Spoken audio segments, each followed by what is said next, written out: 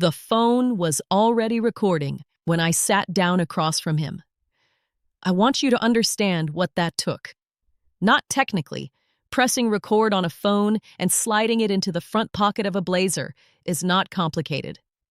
What it took was the specific kind of clarity that comes when you know, with absolute certainty, what is about to happen to you.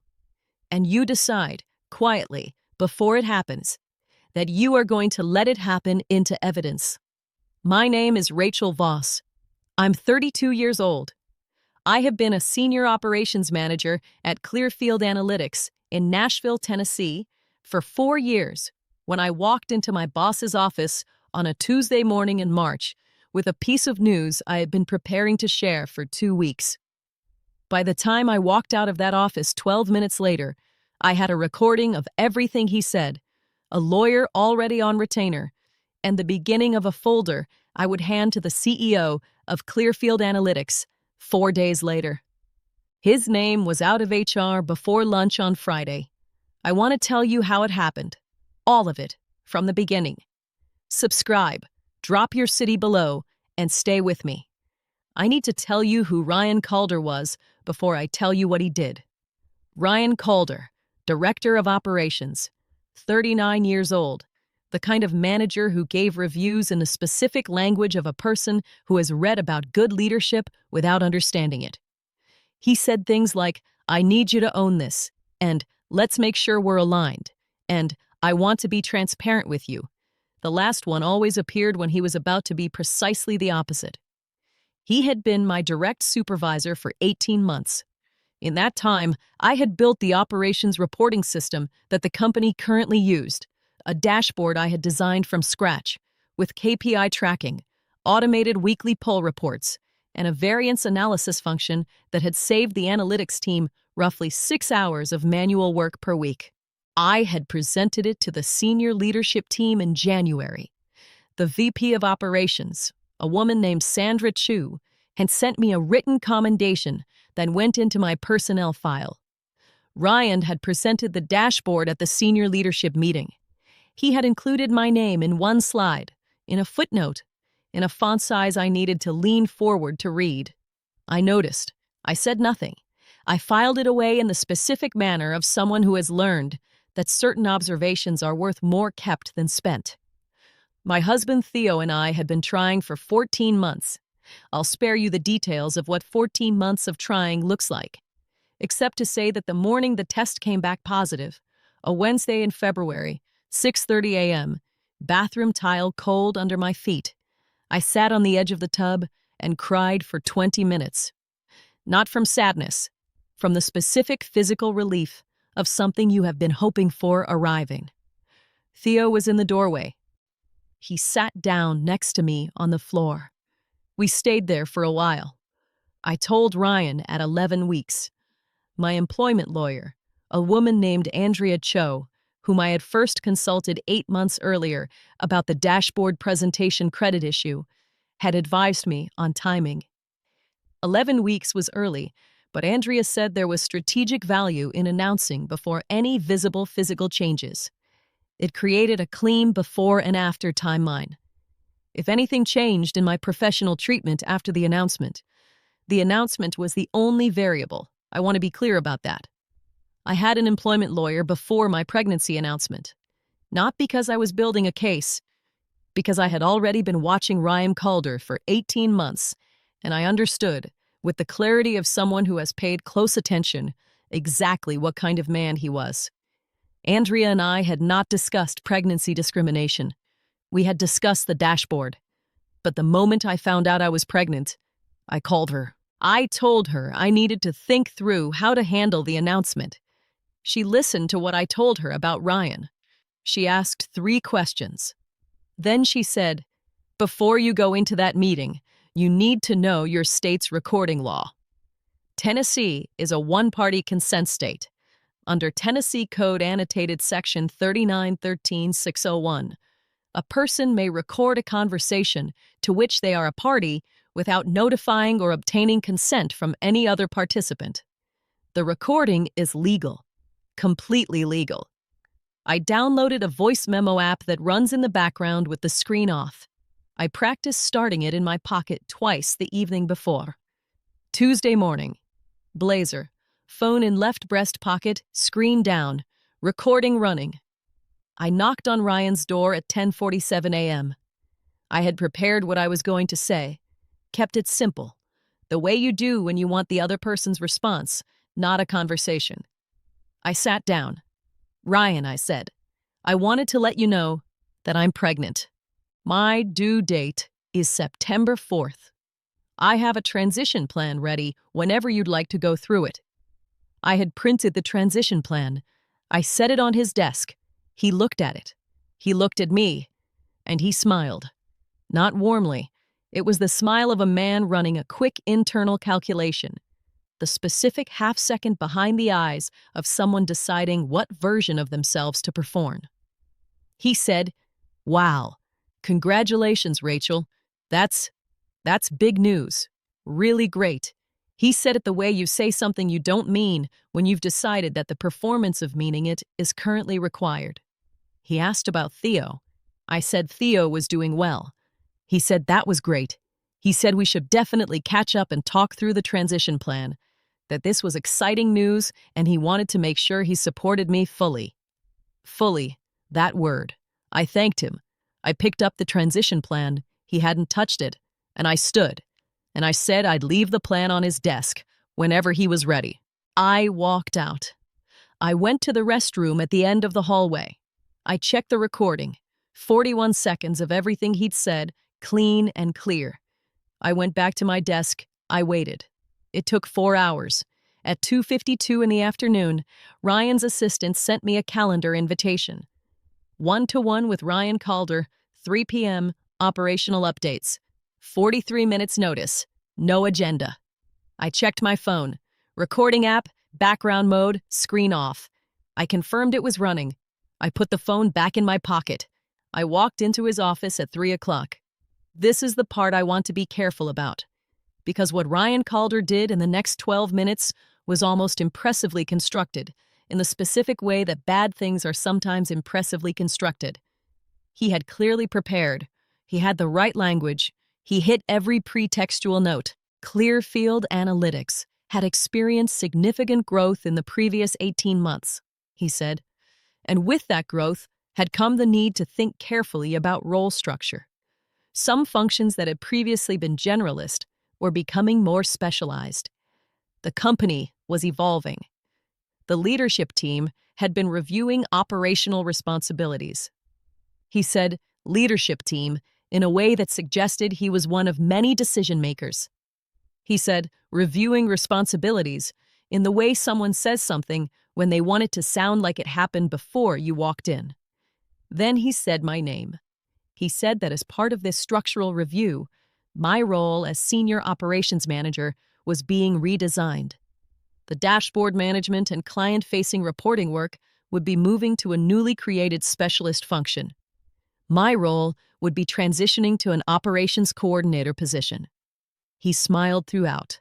I had been a senior operations manager for 4 years. Operations coordinator was an entry-level classification. The salary band started at $47,000. I was currently earning $74,000.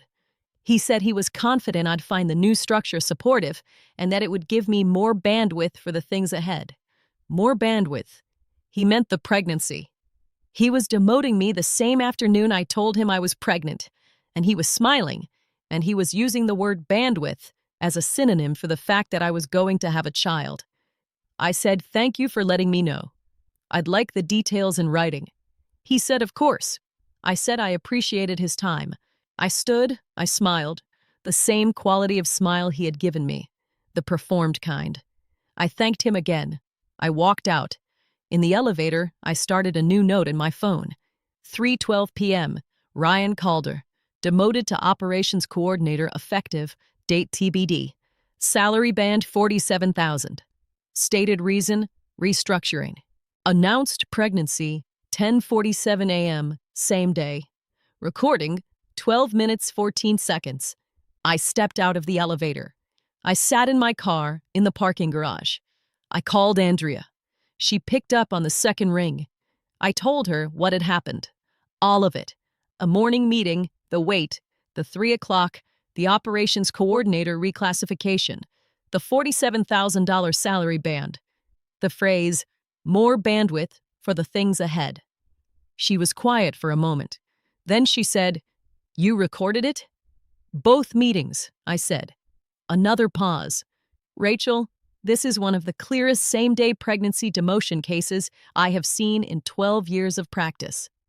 Under the Pregnancy Discrimination Act, under Title VII, and under the Pregnant Workers Fairness Act, which has been in effect since June 2023, what he just did is textbook. The same-day timeline is the case. The recording is the proof. What do I do right now?" "Right now, nothing. You go back to your desk. You do your work. You document everything that changes from this point forward. Every email, every meeting exclusion, every change in your responsibilities. You take screenshots. You forward threads to your personal email. You keep a log. You give me 4 days. 4 days. Friday morning, you and I are going to talk about next steps. And I have a feeling by Friday you'll have more." She was right. Wednesday, I arrived at 8:45. I was excluded from the 11 o'clock project sync, a standing meeting I had been part of for 2 years. The calendar invite was simply removed from my account overnight with no explanation. I documented it. Screenshot, timestamp, personal email archive. Ryan passed my desk at noon. He said good morning, which it wasn't, because it was noon, which told me he was not looking at me when he said it. At 2:15, I received an email from IT informing me that my administrative access to the operations dashboard, the dashboard I had built, the dashboard my name was in a footnote of, had been restricted pending role transition. Read only. I forwarded the IT email to my personal Gmail within 45 seconds. I added a note to my log. Dashboard access restricted. My system. Read only. 14 hours after demotion announcement. Thursday. The formal reclassification letter arrived by email at 9:04. From HR, not from Ryan. He had routed it through a coordinator named Pete, which meant he wanted distance between himself and the paper. The letter confirmed, effective April 1st, Rachel Voss would transition from Senior Operations Manager, salary $74,000, to Operations Coordinator, salary $48,500, a $25,500 annual reduction. The stated reason, operational restructuring in alignment with company growth objectives. I forwarded it to Andrea at 9:06. I also found something else on Thursday. While reviewing the company's internal job board, which I had access to through the General Employee Portal, I found a posting. Senior Operations Manager. Posted Wednesday. The role description was, in most material respects, identical to my current position. The salary band was listed as $68,000 to $82,000. My job. Posted the day after he demoted me. I took a full screenshot of the posting with the date visible. I sent it to Andrea with one word, Thursday. She replied within 4 minutes, "That's the whole case. See you Friday morning." Friday morning. I arrived at 8. I went straight to the restroom, where I looked at myself in the mirror for a moment. I was 14 weeks pregnant. The bump was not yet visible under my blazer. I thought about the baby. Theo and I had not chosen a name, but I had a shortlist in my phone, a note I'd started the morning the test was positive. I thought, I am not doing this for revenge. I am doing this because you will come into the world in September. And I need what I built before you to still be there when you arrive. I picked up my folder. The folder contains 7 items. 1. The recording from Tuesday morning's announcement meeting. 41 seconds. Printed transcript attached. 2. The recording from Tuesday afternoon's demotion meeting. 12 minutes, 14 seconds. Printed transcript with the phrase, "more bandwidth for the things ahead," highlighted. 3. a side-by-side comparison of my 4-year performance record. All reviews rated exceeds expectations, and the formal reclassification letter citing no performance basis for the change. 4. The IT email restricting my dashboard access, timestamped 14 hours after the demotion. 5. The screenshot of the Senior Operations Manager job posting, dated the day after my demotion, with the role description and salary band visible. 6. The calendar record showing my removal from the Standing Wednesday project sync, with no notification or explanation. 7. Andrea's preliminary EEOC filing assessment, a 1-page summary noting violations of the Pregnancy Discrimination Act, Title VII, and the Pregnant Workers Fairness Act, with the preliminary value range of the case noted as $180,000 to $340,000. 7 items. 48 hours of documentation. I carried the folder to the 22nd floor. The CEO of Clearfield Analytics is a man named James Hartley.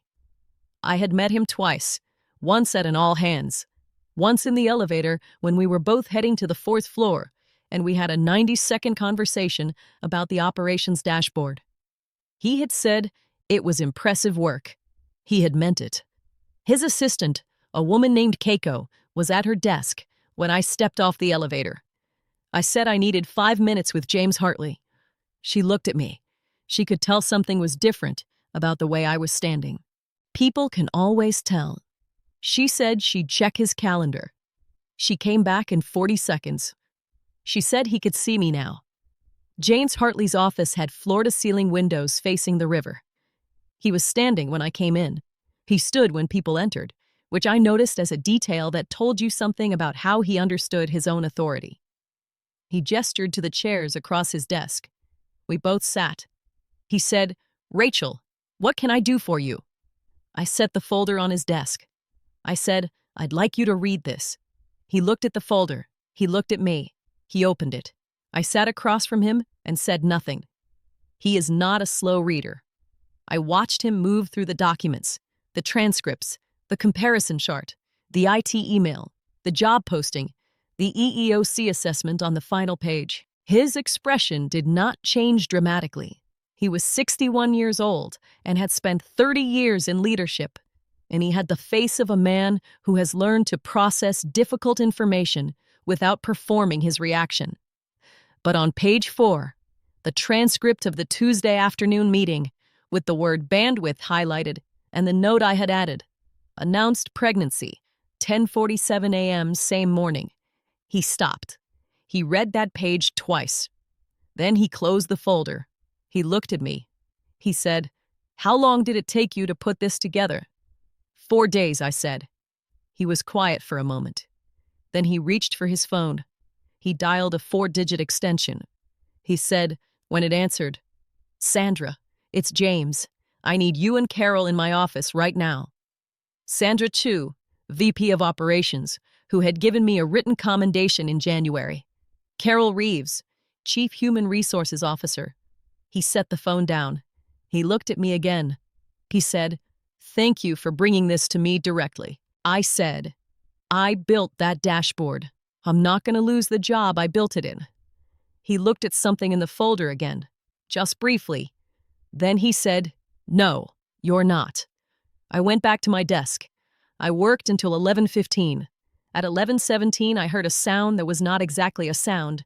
It was an absence of sound, the specific silence that falls over an open office floor when something has happened that everyone on the floor simultaneously understands the significance of, but no one is going to say out loud.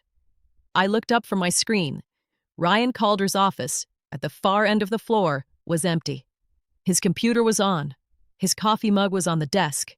His blazer was on the back of his chair. He was not there. The door to the HR suite at the end of the hall was closed. I looked at my screen.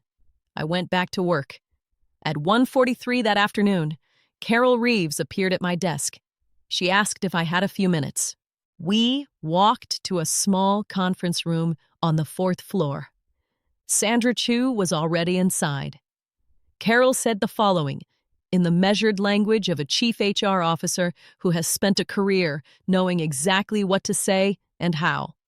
That the company had completed an urgent review of the circumstances surrounding my role change. That the review had identified that the reclassification of my position did not meet the standards required by Clearfield Analytics' equal opportunity policies or applicable federal law. That effective immediately, my role was reinstated to Senior Operations Manager with full compensation at my current salary of $74,000. That a formal written apology would be provided by end of business. That I would receive back pay for any differential amounts if the reclassification had been processed. That the company was committed to ensuring this type of situation would not occur again and was taking appropriate corrective action. Ryan Calder's blazer was still on the back of his chair. He never came back for it. I know because I walked past his office at 5:30 on my way to the elevator, and it was still there. I want to tell you what the formal apology letter said, because I want you to know that sometimes institutions say the thing they need to say, and it lands differently than you expect. A letter was from James Hartley directly. 1 page. It acknowledged that the reclassification of my position on March 12th had been improperly and unlawfully motivated by my pregnancy announcement on the same date. It stated that this was a violation of the Pregnancy Discrimination Act, Title VII of the Civil Rights Act, and the Pregnant Workers Fairness Act, and that it was inconsistent with the values and standards of Clearfield Analytics. It committed the company to a 6-month audit of all personnel decisions made by the relevant management chain over the previous 18 months.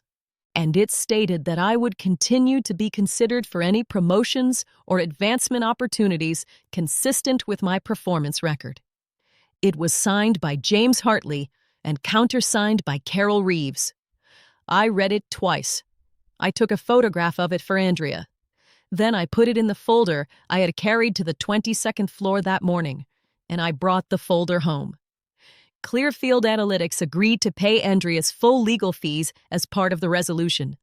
They also implemented mandatory employment law training for all directors and above, effective immediately, with the Pregnant Workers Fairness Act as the primary curriculum. Ryan Calder was terminated for cause. I know this because his LinkedIn profile went dark the following week, and because a former colleague of his texted me 3 weeks later, not to say anything specific, just to say she had heard what had happened, and she was glad. I saved that text, not because I needed it for anything, just because sometimes it matters to have a record of the moments when things went right. My daughter was born on September 11th. We named her Mara.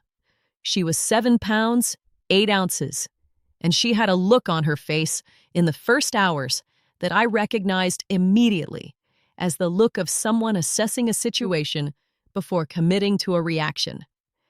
Theo said, "She got it from me. He's probably right." I went back to work in December. My desk was exactly as I had left it. The dashboard I had built was still running.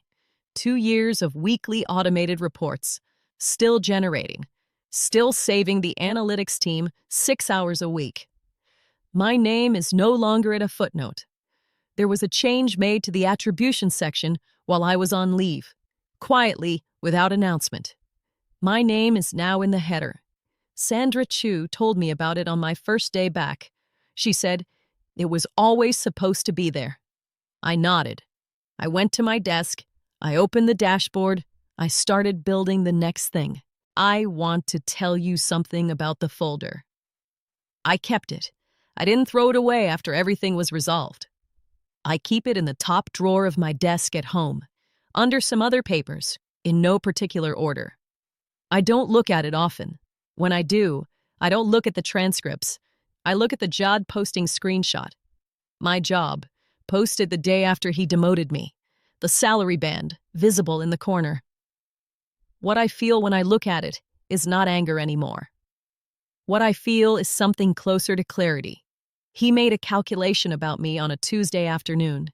He ran the numbers and decided that a pregnant woman would be too overwhelmed, too grateful, too focused on the thing ahead to look closely at what was being done behind it. He was wrong about the calculation. He was very wrong about the woman.